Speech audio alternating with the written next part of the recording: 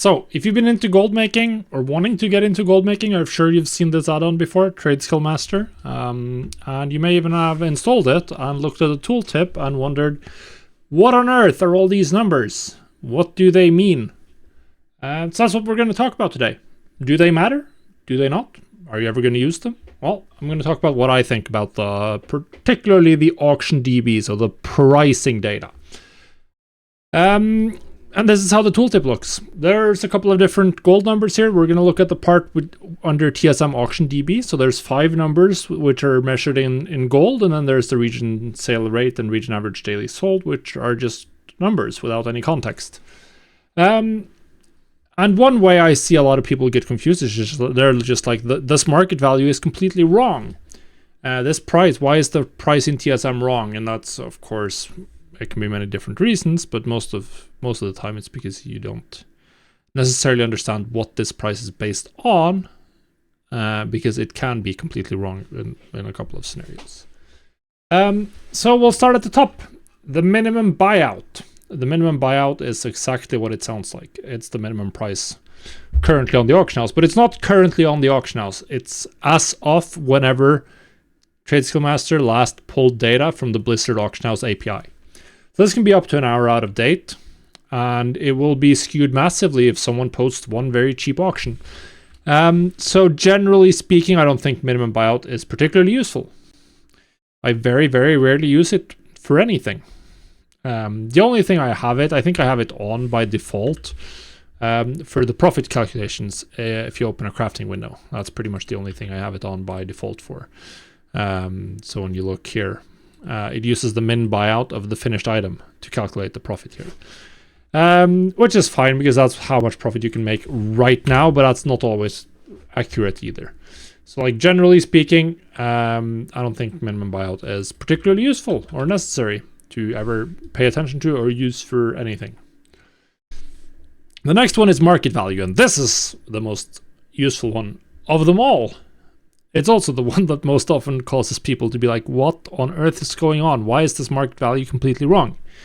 So the market value is calculated using a method called weighted average, which means that they take the prices over the last 14 days, and then they weigh them, which means that essentially the prices over the last 3 days, they count for significantly more for this average than prices 2 weeks ago. But they do use all 14 days. So what does that mean? It means that if the price changes massively one day, then that's going to only impact the price for the last day. But TSM, the market value, is still going to use prices for the earlier 13 days when it calculates the market value. So the market value will be way off what the item is currently worth if there's a patch that massively changes the value of an item, or maybe a unlock, like for instance Progenitor Essentia at the end of Shadowlands 9.2. Suddenly people unlocked the ability to actually craft the highest tier of legendaries, and the price went straight up. The same with new items. Price is high and then goes down very quickly, often the case, and the market value is completely wrong. So yeah, early in new expansions, early in patch cycles, it's even worse when the item is completely new to the game, right? And the pricing data is 2 days old and it's trying to find a stable 14-day price. It's just going to be wrong in those scenarios. It's just going to be wrong. But once the prices have stabilized, I find that market value is really useful. Market value represents a price that you can usually buy materials. You can usually buy a lot of materials below market value or very close to market value. So it's great for calculating crafting costs, crafting profits. You can also very often sell items around the market value, maybe not quite at the market value. It depends on the item. It depends on the item and the sale rate. But I find for both valuing how much an item is worth, what you should sell it for flipping, if you're flipping on a single realm, not so useful in retail since all of it is region-wide. But for flipping, if you're flipping materials, flipping items in Wrath or Hardcore Classic, it's fantastic market value. So I love it. Market value is probably the most useful price source in general, but there are some scenarios where it's completely worthless, and you have to be aware. The next one is the historical price. And the historical price is essentially just the market value, but it takes the market value, the average over the last 60 days of the market value. So it's if the market value is higher than the historical price, it means the price is going upwards. If the market value is lower than the historical price, it means the price is trending downwards. Historical price is not something I use particularly much anymore. I have used it in the past for some markets where you know that the price is gonna, where you think you can sell something very close to the historical price rather than the market value, particularly if the market value has gone down. I've used it for material flipping back in the day on retail, flipping old expansion materials. But generally speaking, I don't think it's particularly useful or necessary to ever consider the historical price. Then you have the region market value, and this is the average of the market value just across all the realms on EU, so or your region. So it essentially takes the market value on every region and just averages them. This is very useful, particularly for items where you can move them around. Now you can trade freely across realm, but even for battle pets, I use this as like the basis for my pricing there. It's fantastic. It will tell you if your server is cheaper on average than the rest of the servers in your region, more expensive. It'll show you if an item can potentially be resold for more on other realms. It's great. It's also quite stable for a lot of items. It's going to be more stable than the market value because it's often harder to manipulate, but both the market value and the region market value can be manipulated by people who are dedicated enough, so be aware of that. But generally speaking, I find it's very useful. Then you have the region sale average, and this is usually significantly lower than the market value and historical prices. The region sale average is the average sales and purchase prices that have been recorded by Tradeskillmaster users in your accounting data. Since a lot of the Tradeskillmaster users are significantly better at auction house play than the average population, this is often lower, particularly for like various forms of flippable items. Why does this happen? It's because, well, we are going to buy something, we're going to jump on the deal when something is very cheap and just drag the value down, and then we're going to sell it more expensively, which means that the average is now somewhere between the price we bought an item for and we sold it for, and we are Tradeskillmaster users on average better at the economy and better at the auction house. So generally speaking, for almost every item in the game, particularly for stuff like old world transmog, cosmetics, that kind of stuff, the region sale average is often way below the region market value average, and also way below what you can consistently sell an item for. It's not super useful in general in my my experience. There could be some, it can perhaps be used to identify items where there has been a significant amount of market manipulation going on. If the region market value has gone up significantly and the region sale average has stayed the same, then that means someone is just posting it expensively and they're not selling or being bought. But overall, I don't think it's super useful, and I don't use it in any of my operations. I don't really use it for decision making personally. Then we have the last two that aren't related to a gold number, the region sale rate and the region average daily sold, and these two are connected. The region sale rate is an estimation of what percentage of posted auctions sell. So what does that mean? If it's 0.1, it means 10% of auctions sell. So if you post something, you have about a 10% chance of it selling. This is estimated. So I think it's based on data from TSM users and expiration data. So it's not going to be 100% accurate. And I don't personally use it much. It can be useful, but I think that the other one, the region average daily sold, is a lot more useful, because this is the average number of items sold per realm per day for a given item.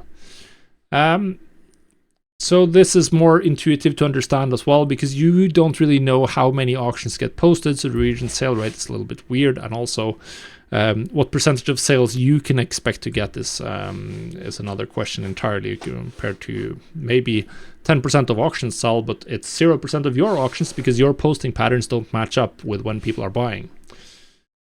So then we have the region average daily sold, the average number of items sold per day. We can see here for Neltha, right? It's 24,000. That's quite the number, right? And then for something like a transmog piece, it's going to be much, much lower. It might be like, for instance, for this ancient patterns bindings of the harvested soul, it's 0.02. So it's about 0.03% of the time. Well, it takes 3%, and you need to multiply. So this one is going to sell about once a month on average per realm. Will this item even sell? So this is quite useful because it will tell you how many items are sold. This can be used to set the right amount of items to post if you're selling specific materials. You're obviously not going to want to post more than the region average daily sold, and you're probably going to want to post significantly less than the region average daily sold, so that you have a good chance of getting all your items to sell. It'll also tell you what items to prioritize. So for instance, if we're looking at these 3 enchants right here, Devotion of Versatility, not the region average daily sold 400, compare that to 5.9 for the Frozen Writ. Obviously more people need ring enchants. Everyone needs 2, and not everyone even wants to use the Frozen Writ, whereas the Devotion of Versatility is the best in slot versatility enchant for rings. So everyone who's running rings is going to want 2 of these, and everyone is running rings in this game, let's be honest. So this is useful. It can tell you what recipes to focus on. But for stuff like transmog, I don't think it's super useful because all of them typically have really low region sale rates and region average daily sold. Although sometimes you can see that certain very popular transmogs does have a higher number for the region average daily sold. So you can see here the difference between the Icy Gaze and the Frigid Stare. For whatever reason, the Frigid Stare has almost double the region average daily sold.